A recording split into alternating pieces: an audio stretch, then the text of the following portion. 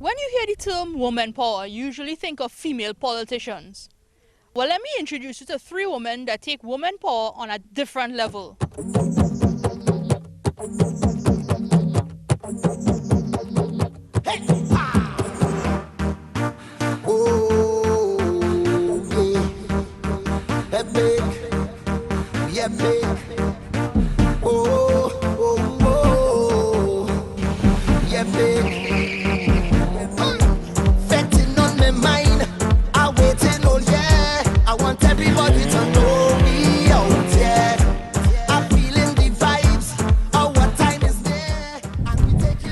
People have a notion about motorcyclists.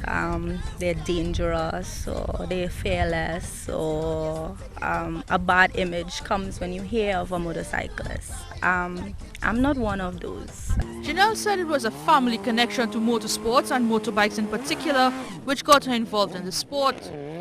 The fastest woman on two wheels is just like you and I, being a wife, mother and business owner who juggles them all and still find time to indulge in her passion of bike racing. Regular mom, own my own business. I own a salon in Montrose. After work, I take care of my son and the normal home duties as any woman. Family is the most important factor when entering into a sport such as drag racing and motorsports in general. Being a female, you'd think her mother or aunts tried to discourage her from entering such a risky sport. Surprisingly, she said there was nothing but encouragement and relief because she was now carrying on the family tradition. From the first time she sat on a bike on the track until today, there is never a moment when she feels she knows everything. Every event increases her knowledge base, not only about the sport, but more so about her performances and where to improve. And with me personally, every time I try to focus on something more, like when I first started, I would have worked on my launch until I perfected my launch on the bike I was racing then. And now for me, after that, it would have been me doing my gearing, when to shift, when to listen to your limiter, not to cross your limiter, knowing when your bike is about to die down, listening to the sound of your engine. Everything is a learning experience. So as you perfect one, you practice the other, and then you just try to sync all for your perfection.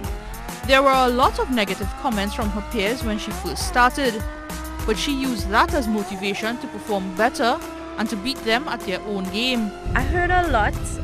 Some were, what she really thinks she's doing there. Some was, alright, give her a chance. Some was, oh gosh, we had to wait, she's going on the line. But the thing is, now they've accepted me because a lot of them get licks from me. They don't like to admit it, but we have videos to prove it.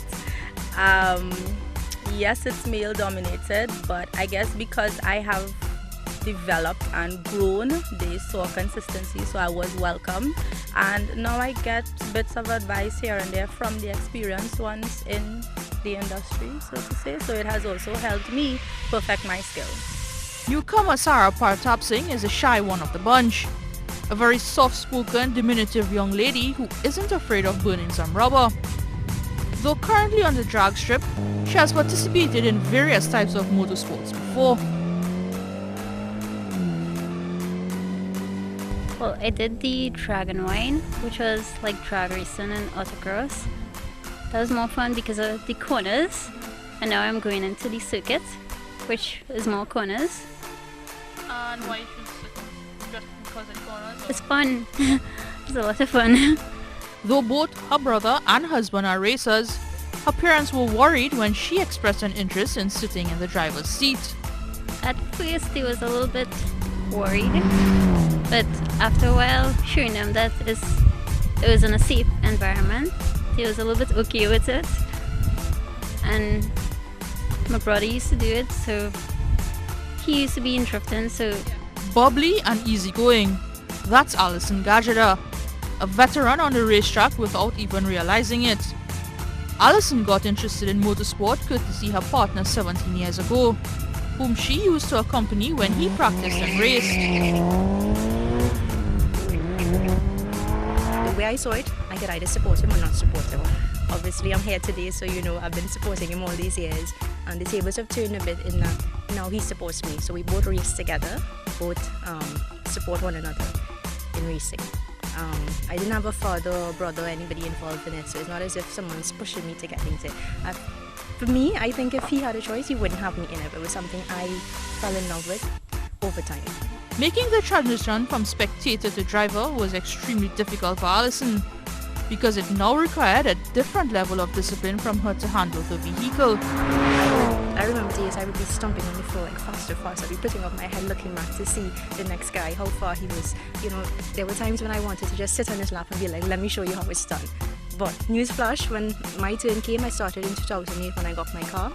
I first started in Camden, and it was a totally different ballgame when you're the one driving.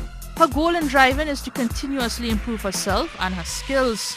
I wanted to come out and just be in 10 seconds. I wanted to, not basically a fly-by-night, but I just wanted to come out and be fast. And then I realized it was, a lot more to it. I really need to start from the bottom up, and that's exactly what I'm doing. I have no qualms about running in the 14 or 30 seconds bracket because I'm really learning what it is to drive. Though it has not been an easy road since joining the proverbial boys club that is motorsport racing, Alison said reactions are changing more and more to encourage it now. I've had people put me down along the way, but I've had more people support me than put me down. So that's really brought me a long way.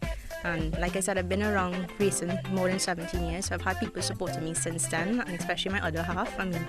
I tell people all the time, try not having support, and then you know how much, silent support is. Motorsport is a growing sport in the Caribbean, and the presence of women is also increasing. It's not just about the racing, but more about family when Alison and Janelle meet up with the like of Renee Ambrose of Antigua. They've been routing for us for the longest while to get a permanent home here to race, and now that we have something, although it's not permanent, you see more and more of the islanders coming up to race with us as well. And Renee is fabulous. She supports us, we support her, and it really shows that it's not just racing, it's a family thing. Asked what she'd like to see for the future of motorsport in Trinidad and Tobago, Alison had this to say. Definitely as a racer, I'm really happy, and I'm sure the others are happy as well to have access to Waterfield. We don't know how permanent it is just yet, but we're really grateful to have it to race. Even though we're here and it's a good start, safety is paramount. So unless other safety measures are put in place to prevent accidents and prevent some of the things that have been happening, I don't think we're going to move far. While they're all strong supporters and advocates for more female drivers, they had some very strong advice for potential racers, both men and women. Maintenance of your bike. Listen to the older ones in the industry. They will advise you correct. Don't just jump on a fast machine, especially one that doesn't have anything around you, and try to do your own thing. You see a lot of them in the shorts, and the bike is not about advertising your body, it's also safety, and that should be priority number one. See more women get involved in the motorsport so it can help them be more aware of incidents that happen on the roadway. Make sure and take your schooling, make sure and put your job first. Don't let anything take a backseat because of racing. This is something I love, it's a hobby, but I've always put work first, I've always put getting my degrees first, I've put family first. This is secondary. But at the same time, what I would say as well is don't do it to prove a point, don't do it to win, don't do it to show somebody, hey, I can do this in a man's world. Do it because you love it. As you saw, these women are now steering motorsport racing in a new direction, a hopeful one for more females in the sport in Trinidad and Tobago and the Caribbean. Reporting for C Sports, I am Naasira Mohammed.